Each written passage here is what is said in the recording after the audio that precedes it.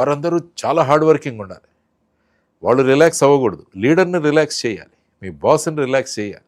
ఇప్పుడు నేను ఎస్పీగా కానీ డీజీగా కానీ నేను రోజు బండిలో వేసుకొని నేను తిరుగుతుంటే నేను పాలసీ ఎప్పుడు డిసైడ్ చేస్తాను, మానిటర్ ఎప్పుడు చేస్తాను, ఇవన్నీ కూడా సమస్యలు. So the staff people who are there వాళ్ళు నిద్రపోకూడదు అసలు. ప్రతి క్షణం ఎక్కడో చోట కనిపించాలి, ప్రజల్లో మమేకం అవ్వాలి, ప్రజా సమస్యలను తీసుకురావాలి, అసెంబ్లీలో డిస్కస్ చేయాలి. అది మీరు అధికారంలో ఉండొచ్చు కానీ మీ గొంతు ప్రజల యొక్క గొంతు కావాలి. సో ఆ విధంగా మీరు చేయాలన్నది కోరుకుందాం. ఆ విధమైన మార్పు రావాలి. మరి సరే, జనసేన ఆవిర్భావం దగ్గర నుంచి 100% సక్సెస్ రేటు. పవన్ కళ్యాణ్ గారు అప్పుడు రాజకీయాలు, ఇప్పుడు ఉప ముఖ్యమంత్రిగా. ఉప ముఖ్యమంత్రిగా వారు బాధ్యతలు తీసుకున్నారు. అతి ముఖ్యమైన శాఖలు వారి దగ్గర ఉన్నాయి. నేను ఎప్పుడు కూడా పంచాయతీరాజ్ వ్యవస్థ అన్నది ప్రజాస్వామ్యానికి ఆయువుపట్టు, అభివృద్ధికి కూడా అది ఆయువుపట్టు.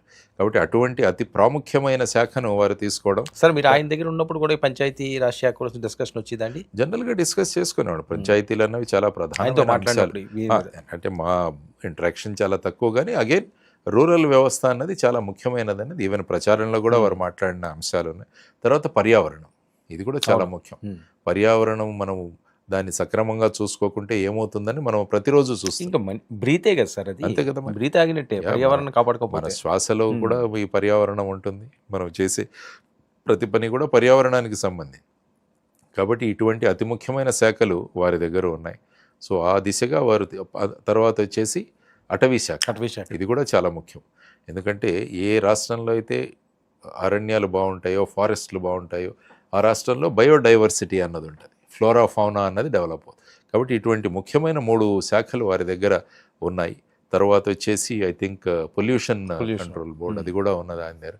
సో ఇలాంటి ప్రాముఖ్యమైన శాఖల్లో వారు ముందుకు తీసుకువెళుతున్నారు. ముఖ్యంగా అంటే ఈ గ్రామ సభలు అన్నవి చాలా ప్రాధాన్యత ఉంటుంది.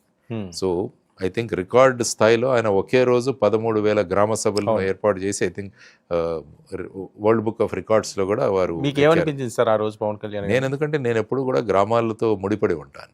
ఎందుకంటే నాకు మొదటి నుంచి ఈ రూరల్ డెవలప్మెంట్ గురించే నేను నా ఉద్యోగాన్ని వదిలేసి వచ్చాను. ఎందుకంటే నాకు సంబంధించిన ఆ పోస్ట్ నాకు ఇస్తే నేను దేశంలో ఉన్న రూరల్ డెవలప్మెంట్ చేయగలనన్న భావనతో నాకు పోలీస్ యూనిఫామ్ అడ్డం వస్తుందని చెప్పి యూనిఫామ్ వదిలేశాను. కాబట్టి ఇప్పుడు కూడా రూరల్ డెవలప్మెంట్ అనేది చాలా ప్రాధాన్యం. ఈవెన్ చైనా డెవలప్మెంట్ చూసినా కూడా రూరల్ డెవలప్మెంట్ చాలా ప్రాధాన్యతతో వచ్చారు. సో ఆ విధమైన శాఖలు వారి దగ్గర ఉన్నాయి. సో వారు ముందుకు తీసుకెళ్తున్నారు. అనేక విషయాలు వారు కూడా డిస్కస్ చేస్తున్నట్టు చూస్తాం మనం. కొన్ని శాఖలు వారికి సంబంధించినది కాకపోయినా కూడా వారు ఆ శాఖల గురించి ఉద్దేశించి మాట్లాడాలి. ఎవరో ఒకరు మనం ప్రభుత్వంలో ఉన్నామని చెప్పి ఏదైనా తప్పు జరుగుతున్నప్పుడు మాట్లాడకపోవడం అన్నది కూడా కరెక్ట్ కాదు. అది మీ శాఖ కాకపోవచ్చు, బట్ మీ దగ్గర వచ్చిన డేటాని ఆర్ ఏదైనా కామెంట్స్ని మీరు పెట్టగలగాలి అందులో. అప్పుడే కదా ప్రజాస్వామ్యం నిలిచేది. సో ఆ విధంగా వారు ముందుకు తీసుకువెళుతున్నారు. ఇంకా రెట్టించిన ఉత్సాహంతో వారు పనిచేసి రాష్ట్రాన్ని ఇంకా అభివృద్ధి చేయాలని అందరూ కోరుకుంటున్నాం డెఫినెట్. సో పవన్ కళ్యాణ్ గారు రాటుతో వెళ్తున్నారా రాజకీయంగా? రాజకీయంగా అంటే ఏంటంటే మనము రాజకీయాలని ఒక విధంగా చూడడం మొదలుపెట్టాం. అంటే రాజకీయాలను ఆ విధంగా తయారు చేసేసాం. ప్రజా సమస్య పరిష్కారమే నిజమైన రాజకీయం. అంటే ఎత్తులు పై ఎత్తులే రాజకీయాలని అనుకుంటున్నాం మనం. ఎత్తులు పై ఎత్తులు రాజకీయాలు కాదు ఎప్పుడు కూడా. ప్రజా సమస్య పరిష్కారమే నిజమైన రాజకీయం. ఆ రాజకీయంలో ఆయన రాటు తేరుతున్నారని నేను అనుకుంటాను ఖచ్చితంగా. సార్, జనసేన పెరుగుతుందా సార్? జనసేన ఆవిర్భావ సభలు కూడా జరిగాయి, అందులో వారు మాట్లాడారు. తర్వాత వచ్చేసి ఐ థింక్ కమిటీలు కూడా వారు ఏర్పాటు చేస్తున్నారని నేను విన్నాను. తర్వాత వారు త్వరలో వెళ్ళి మాట్లాడతారని కూడా చెప్పారు. సేనతో సేనాని అన్న ఒక కార్యక్రమం ఎక్కడ నేను చూశాను. ఆ దీంట్లో ప్రతి జిల్లాలోనూ వెళ్ళి వారు మాట్లాడతారు, మనోభావాలు తెలుసుకుంటారు. ఎందుకంటే అంతర్గతంగా పార్టీ నిర్మాణం కూడా చాలా ముఖ్యమైన అంశం. ఆ దిశగా కూడా వారు కాన్సన్ట్రేట్ చేస్తున్నారని కూడా చదివాను. ఆ విధంగా కూడా ముందుకు వెళ్ళాలి.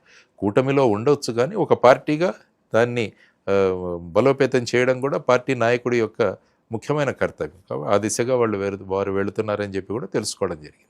లక్ష్మీనారాయణ గారు, మీకు ప్లాట్ఫామ్ కావాల్సిన అవసరం ఉందని చాలామంది మాట్లాడేది. సార్, మీరు ఉద్యోగం వదులుకుండా వచ్చారు. సరే, మీరు ప్రతి దాని మీద స్పందిస్తారు, ఏదో చేయాలని తపంతో ఉన్నారు. కానీ మీకంటూ ఒక ప్లాట్ఫామ్ అయితే ఖచ్చితంగా కావాలి, అధికారం కావాలి, ఒక పవర్ కావాలి, ఒక పవర్ సెంటర్ అవ్వాలి మీరు అని చెప్పి చాలామంది ఆకాంక్షిస్తుంటారు. 29లో ఏ అడుగులు వేయిపోతున్నారు చాలా వినిపిస్తున్నాయి ఈ మధ్యకాలంలో. సాధారణంగా ఎన్నికల తర్వాత మేము అనుకున్నది ఏంటంటే, మేము జై భారత్ నేషనల్ పార్టీ అని పెట్టాం.